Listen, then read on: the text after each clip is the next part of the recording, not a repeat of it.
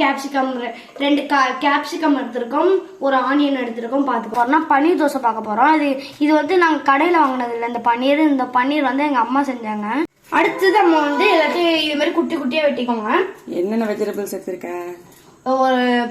ஒரு tomato, 2 capsicum, ஒரே ஒரு ஆனியன். இப்போ வந்து நம்ம சாப்பரில் போடுவோம்.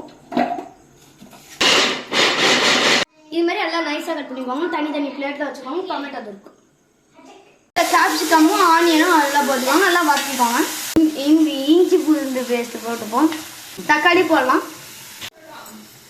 அடுத்தது கொஞ்சோண்டு பன்னீர் சேர்த்துப்போம். மேம் சால்ட் போட்டுப்போம்.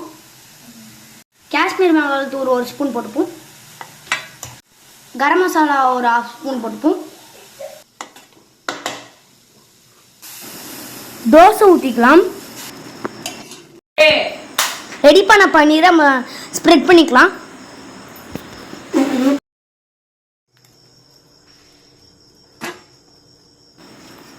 ரோஸ்ட் அப்புறம் எடுத்தா நம்ம பன்னீர் தோசை ரெடி. எங்க வீடியோ பிடிச்சிருந்துச்சுன்னா லைக் பண்ணிக்கோங்க, ஷேர் பண்ணிக்கோங்க, சப்ஸ்கிரைப் பண்ணிக்கோங்க.